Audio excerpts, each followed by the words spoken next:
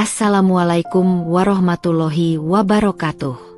Selamat datang di First Story. Jangan lupa klik tombol subscribe ya. Bersedekah subscribe dan like ke channel ini sangat bermanfaat buat kami, agar kami bisa terus memberi manfaat. Saya doakan kalian semua panjang umur, kaya raya, diberi kebahagiaan dunia dan akhirat. Amin. Gulungan ombak bergulung ganas, menabrak badan kapal dengan suara gemuruh yang memekakan telinga. Nadia berpegangan erat pada pagar dek. Tubuhnya berguncang mengikuti gerakan kapal yang terombang-ambing liar di tengah badai. Angin kencang menghantam wajahnya, membuat rambut panjangnya berkibar liar, hampir menyilaukan matanya. Matanya menyapu sekeliling, mencari sosok-sosok yang mungkin bisa ia mintai pertolongan.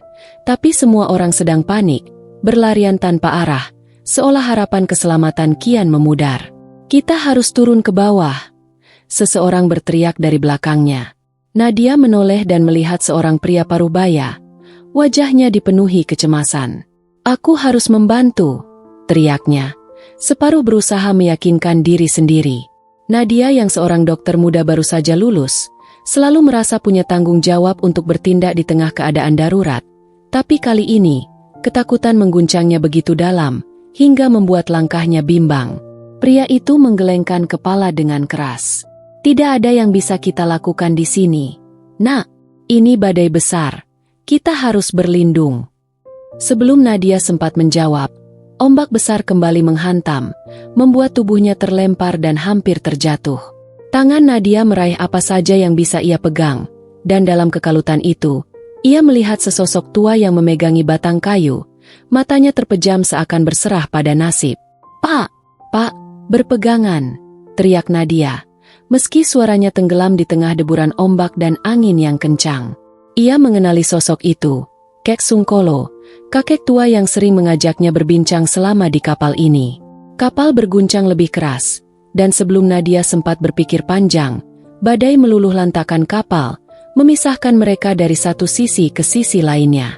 Teriakan orang-orang, gemuruh kayu yang patah, dan hempasan air bergabung menjadi satu dalam kekacauan yang menyesakkan dada. Nadia merasa tubuhnya dilemparkan, tenggelam dalam air yang dingin dan gelap. Dalam keadaan setengah sadar, dia meraba-raba, mencoba menemukan sesuatu untuk dijadikan pegangan. Nafasnya mulai tersengal ketika matanya yang kabur menangkap sebatang kayu besar tak jauh darinya. Dengan sisa-sisa tenaga, dia berenang menuju kayu itu, meraihnya dan berpegangan kuat. Begitu dia berhasil naik, dia mendapati ada seseorang yang terbaring lemah di atas kayu itu. "Kek Sungkolo." "Kek?" Nadia menggoyangkan bahunya perlahan, memastikan kakek tua itu masih hidup. Matanya sedikit terbuka, tampak sayu dan lemah, tapi bibirnya sedikit tersenyum. "Kamu selamat, nak?" tanya Kek Sungkolo dengan suara parau. Nadia mengangguk, meski tubuhnya menggigil kedinginan.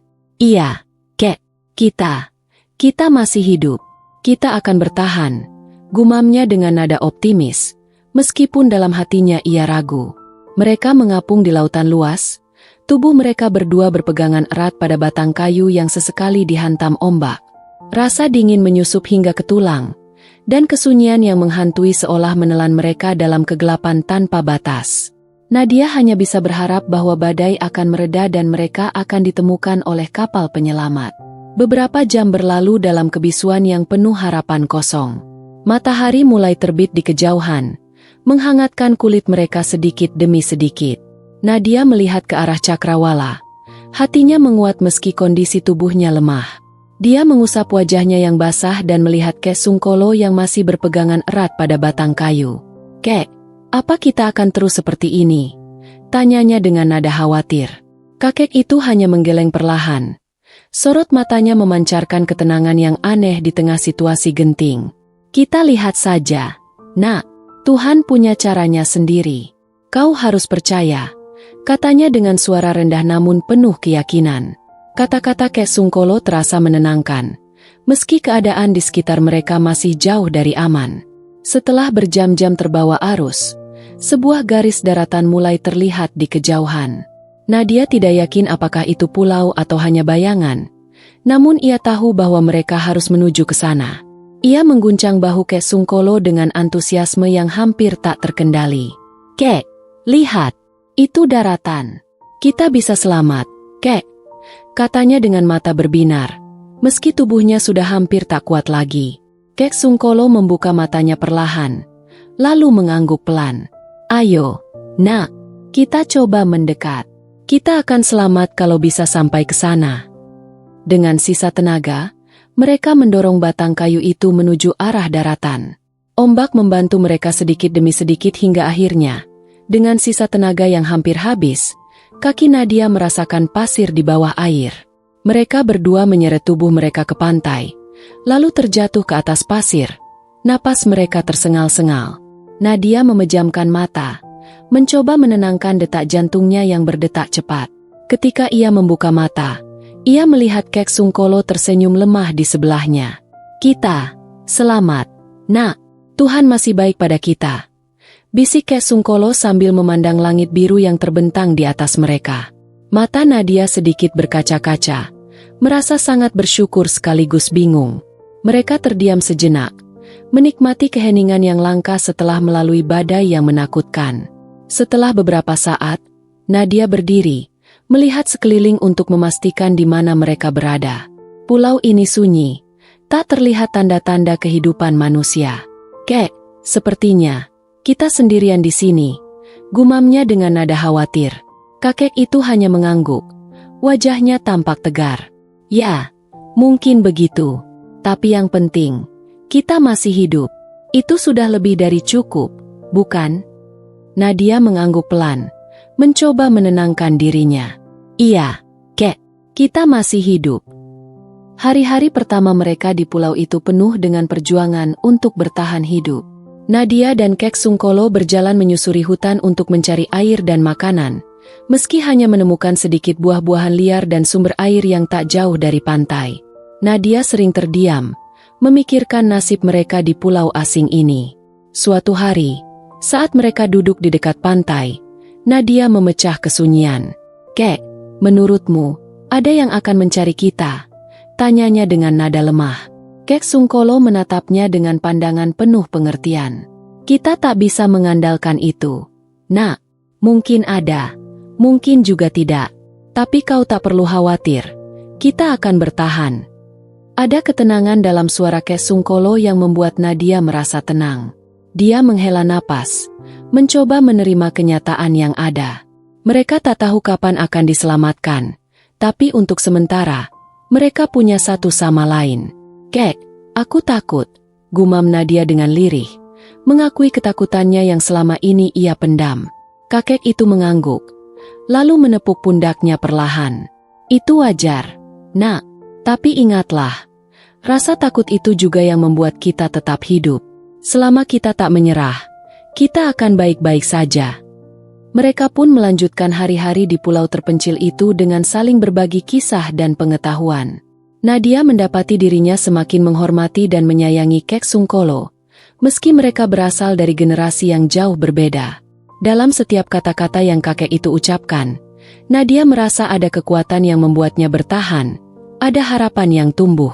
Saat malam turun dan bintang-bintang muncul di langit yang gelap, Nadia menatap kekosongan lautan di depannya, berharap suatu hari nanti, mereka bisa kembali ke kehidupan normal.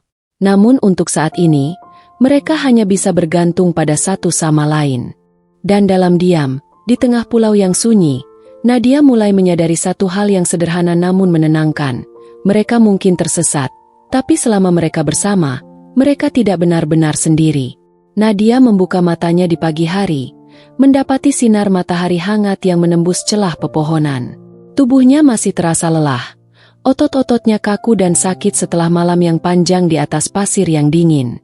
Pandangannya mengarah ke arah Kek Sungkolo yang duduk bersila tak jauh darinya, menatap lautan yang tenang, seperti mencari jawaban dari kejauhan.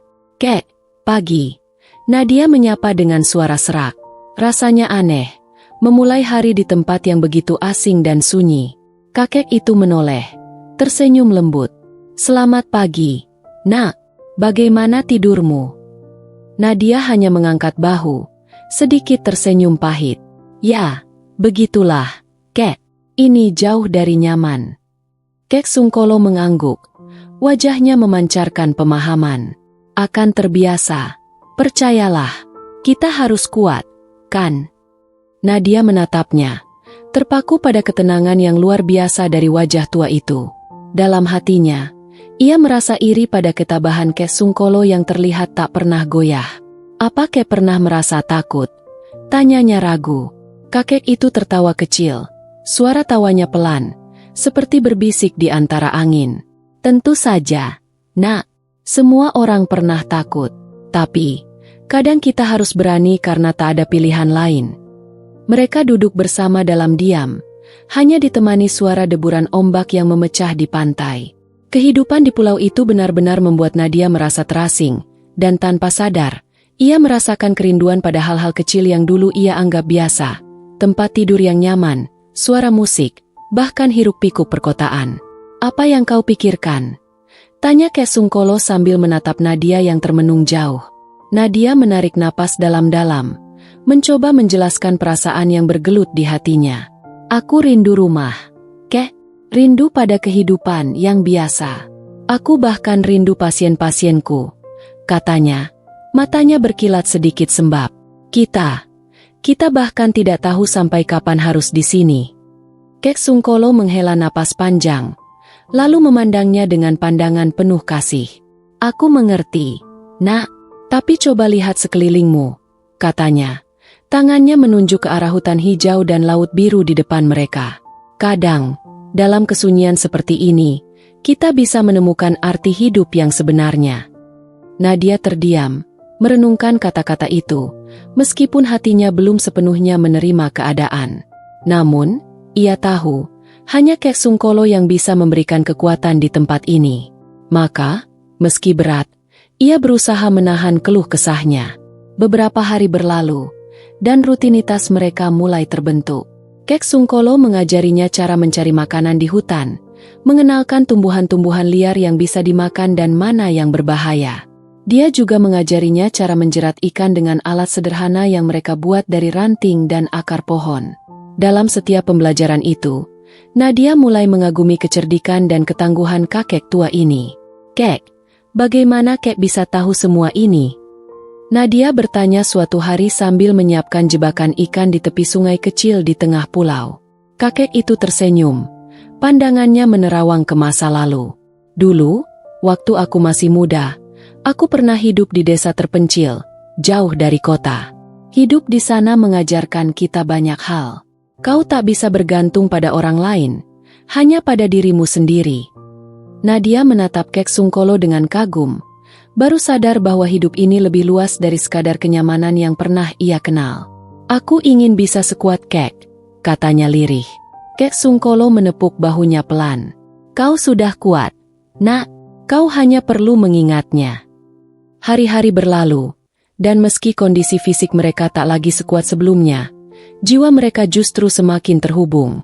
Ada kedekatan yang tumbuh di antara mereka, tidak sekadar karena kebersamaan yang dipaksakan oleh keadaan, tetapi juga karena saling berbagi kisah dan rahasia hidup yang selama ini terpendam.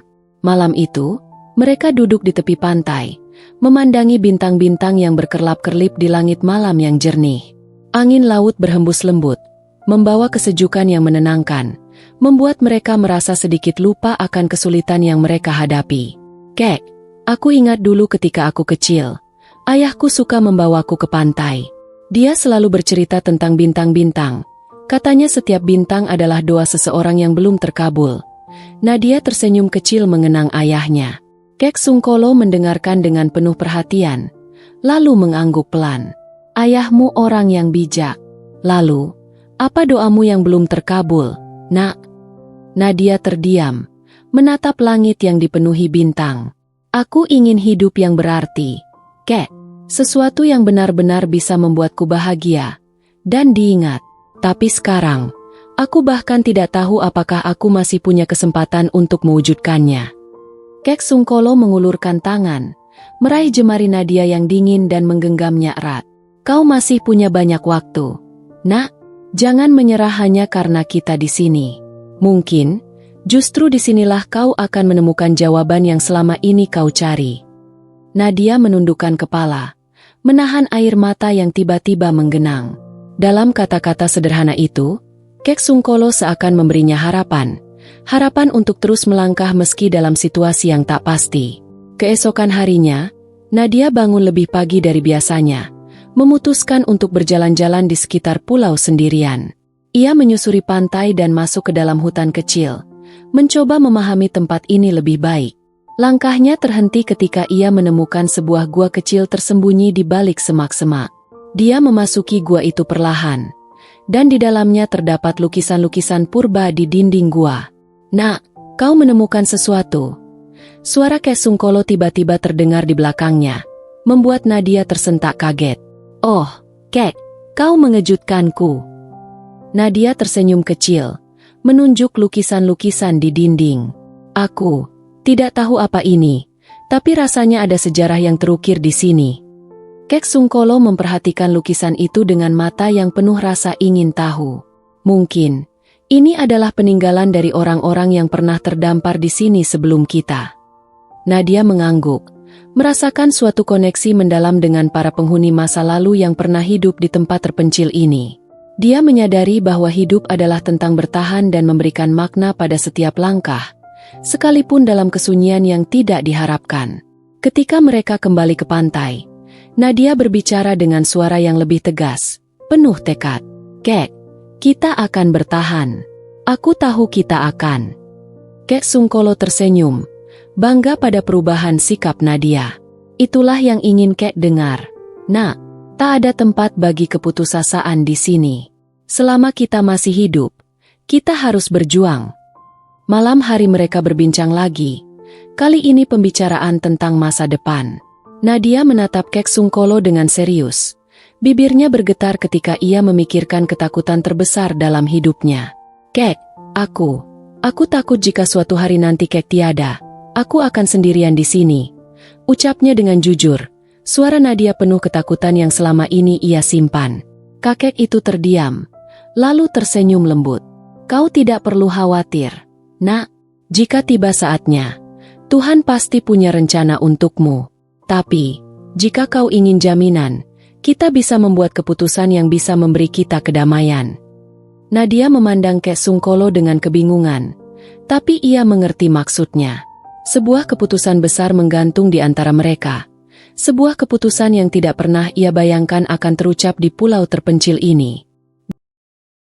Malam-malam panjang mereka lalui dengan saling berbagi cerita, mencurahkan isi hati yang terdalam. Nadia mulai merasa bahwa kehidupannya tak lagi kosong, bahwa ia memiliki seseorang yang ia percaya dan sayangi dengan caranya sendiri. Meski usia Kek Sungkolo jauh lebih tua, ada kehangatan yang tumbuh di antara mereka, membuat pulau yang sunyi itu terasa sedikit lebih hidup. Namun, waktu terus berjalan, dan usia Kek Sungkolo kian membebani tubuhnya. Suatu hari, saat mereka sedang berjalan menyusuri pantai, kakek itu tiba-tiba jatuh terduduk, wajahnya pucat. Nadia terkejut, buru-buru menghampirinya dan memapahnya ke tempat teduh di bawah pohon besar. "Kek, ada apa?" tanya Nadia, suaranya dipenuhi kecemasan. Ia meraba dahi Kek Sungkolo yang dingin dan keringat bercucuran. Kek Sungkolo menghela napas panjang, lalu menatap Nadia dengan tatapan yang penuh kasih. "Mungkin ini hanya masalah waktu, Nak. Tubuhku sudah tak sekuat dulu," ucapnya lirih. Air mata menggenang di mata Nadia. Ia merasa perasaan takut yang selama ini ia tahan, meledak. "Jangan bicara seperti itu, Kek. Kau harus kuat. Aku tak bisa sendirian di sini." Kek Sungkolo menggenggam tangan Nadia erat, lalu tersenyum lembut. "Kau akan baik-baik saja, Nak. Kau sudah jauh lebih kuat dari yang kau kira. Tapi, jika memang saatnya tiba, kau harus ikhlas. Tuhan pasti akan menjaga kita, dengan atau tanpa aku." Hari-hari setelah itu, kesehatan Kek Sungkolo semakin memburuk. Nadia merawatnya dengan penuh perhatian, mengumpulkan dedaunan untuk membuat ramuan penenang, berusaha sekuat tenaga agar kakek itu merasa nyaman. Di setiap detik yang berlalu, Nadia merasa beban kehilangan semakin berat, namun ia mencoba tetap tabah. Dalam hati, ia menyadari bahwa ketakutannya akan sendirian semakin nyata. Suatu malam, Setelah berhari-hari terbaring lemah, Kek Sungkolo memanggil Nadia dengan suara yang pelan. Nadia, yang selalu berada di sisinya, langsung menggenggam tangannya, menahan air mata yang tak lagi bisa ia bendung. Nadia, nak, ingatlah satu hal, bisiknya pelan. Hidup adalah tentang memberi, meskipun kita tidak menerima. Kau sudah memberikan segalanya untukku di sini, dan aku bersyukur untuk itu. Aku bahagia. Nadia menundukkan kepala, tangannya bergetar. Kek, jangan bicara seperti ini. Aku masih membutuhkanmu. Kakek itu tersenyum, matanya yang lemah memandangnya dengan penuh kebanggaan. Nak, kau tak pernah benar-benar sendirian. Hidup akan selalu menemukan caranya sendiri. Jika aku harus pergi, berjanjilah padaku. Kau akan terus hidup. Kau akan menemukan kebahagiaanmu lagi. Tangis Nadia pecah. Ia menundukkan kepala, menggenggam tangan Kek Sungkolo dengan erat. Dalam detik-detik terakhirnya, kakek itu menutup mata dengan senyum damai, meninggalkan Nadia dengan kenangan yang indah dan pesan yang dalam. Beberapa hari setelah kepergian Kek Sungkolo, Nadia terpuruk dalam kesedihan yang mendalam. Setiap tempat di pulau ini mengingatkannya pada sosok kakek tua yang selalu bersamanya, pada kebijaksanaan dan ketenangan yang menemaninya. Ia merasa kehilangan yang amat dalam, tetapi janji yang ia buat di hadapan Kek Sungkolo memberi kekuatan tersendiri baginya. Waktu berlalu, dan Nadia mulai menerima kenyataan bahwa hidup harus terus berlanjut. Ia mengingat kata-kata Kek Sungkolo, bahwa kehidupan selalu punya caranya sendiri. Hari-hari yang dilaluinya kini dipenuhi dengan kerja keras, bukan lagi demi bertahan, tetapi demi menghormati kenangan dan janji pada kekasih hidupnya di pulau terpencil itu. Beberapa bulan kemudian, Nadia menemukan dirinya berbeda, lebih kuat, lebih tabah, lebih menerima. Ia merasa bahwa pulau itu, meskipun sunyi, memberinya ruang untuk mengenal dirinya sendiri lebih dalam. Ia bukan lagi gadis yang takut pada kesendirian, melainkan seseorang yang menemukan kedamaian dalam kesunyian.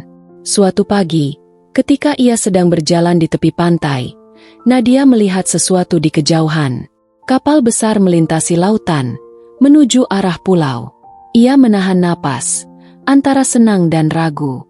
Setelah sekian lama, bantuan akhirnya datang. Ia berlari ke arah pantai, melambaikan tangannya dengan penuh harap. Kapal itu perlahan mendekat, dan Nadia melihat awak kapal yang melambaikan tangannya dari jauh. Hatinya bergemuruh, antara bahagia karena kesempatan untuk kembali ke dunia yang ia tinggalkan, dan sedih karena harus meninggalkan kenangan dan kehidupan yang telah ia bangun di sini. Ketika kapal itu tiba di pantai, para awak kapal turun, menatap heran pada sosok wanita yang sendirian di pulau itu. Seorang dari mereka mendekat, bertanya dengan suara lembut, "Anda baik-baik saja, Nona?" Nadia mengangguk pelan, senyuman tipis menghiasi wajahnya. "Aku baik. Aku sudah lama menunggu kalian." Suaranya penuh ketenangan, dan dalam hati, ia tahu bahwa ia telah siap menghadapi dunia luar lagi, dengan kekuatan yang baru. Saat kapal membawa Nadia kembali, ia memandang pulau itu untuk terakhir kalinya, sebuah pulau yang tidak lagi menjadi tempat pengasingan baginya, melainkan tempat yang mengajarkan arti hidup yang sebenarnya. Di sana, ia meninggalkan cinta, kenangan, dan kekuatan yang tak akan pernah ia lupakan. Di tengah perjalanan kembali ke kehidupan lamanya, Nadia tahu bahwa ia akan menghadapi dunia dengan cara yang berbeda. Kini, ia memiliki seorang pemandu tak kasat mata, seseorang yang selalu memberinya kekuatan meski tak lagi ada di sisinya. Kek Sungkolo mungkin telah tiada, namun ajaran dan kasih sayangnya akan selalu hidup dalam diri Nadia. Dengan hati yang tabah, Nadia kembali ke dunia dengan semangat baru, siap menghadapi kehidupan yang penuh ketidakpastian dengan kebijaksanaan dan kekuatan yang ia dapatkan dari pulau itu. Di lautan yang luas dan di bawah langit yang sama, Nadia percaya bahwa ia akan selalu memiliki kenangan indah yang akan menemani setiap langkahnya hingga akhir hayatnya.